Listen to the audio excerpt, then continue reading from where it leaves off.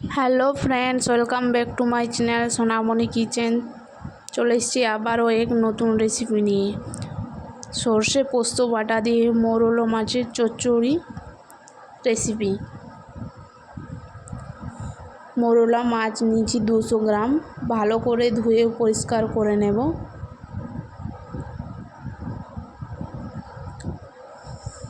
হাত দিয়ে চিপে চিপে মাছের কাদাগুলো সব বের করে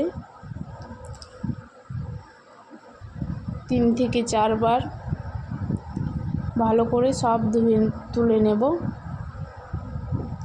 1 টেবিল চামচ হলুদ গুঁড়ো, 1 টেবিল চামচ সর্ষের তেল, পরিমাণ মতো লবণ দিয়ে মাছগুলো মাখিয়ে দেব।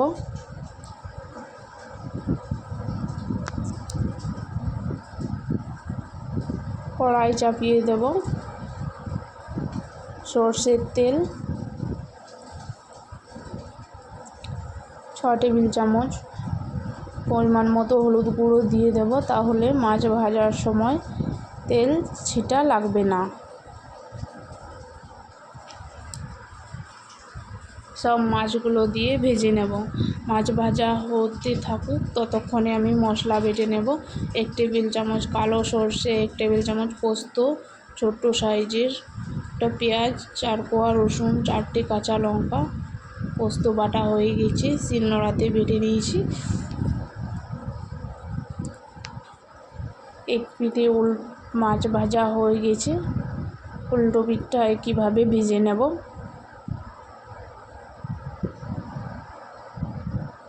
তেল কম ছিল তাই 1 টেবিল চামচ তেল আবার ব্যবহার করেছি।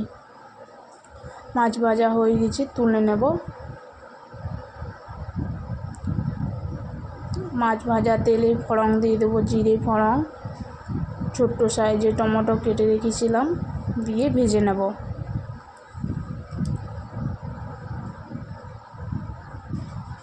ভাজা হয়ে গেছে, বেটে রাখা মশলা দিয়ে দেব। মশলা দিয়ে নেড়ে চেড়ে ভেজে নেব।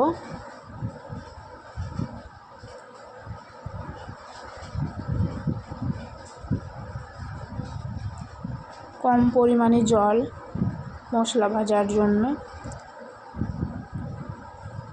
1 টেবিল চামচ হলুদ গুঁড়ো,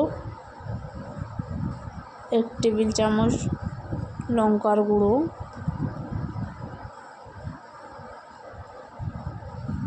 স্বাদ মতো লবণ। ভালো করে নেড়ে চেড়ে মশলা কষিয়ে নেব।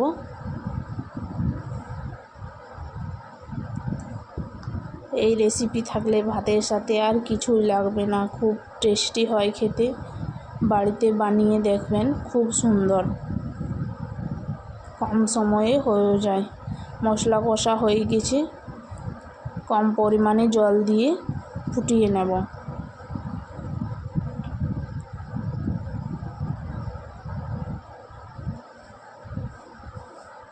ফোটানো হয়ে গেছে, ভেজে রাখা মাছ দিয়ে দেব।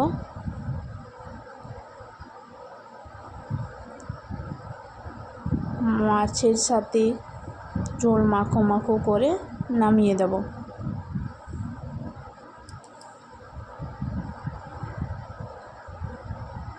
নামিয়ে দিয়েছি। উপর থেকে 1 টেবিল চামচ সর্ষের তেল ছড়িয়ে দিলে ব্যাস রেডি সর্ষে পোস্ত বাটা দিয়ে মোরলা মাছের চচ্চড়ি। ভিডিও কেমন লাগলো অবশ্যই কমেন্ট করে জানাবেন। আমার ভিডিওটাকে শেয়ার করে দেবেন, আর প্লিজ আমাকে সাপোর্ট করুন।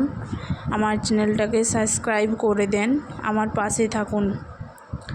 আপনারা বাড়িতে অবশ্যই ট্রাই করবেন। মোরলা মাছের চচ্চড়ি রেসিপি খুব সুন্দর হয়। ফিরে আসবো আবার অন্য কোনো ভিডিও নিয়ে। Bye bye.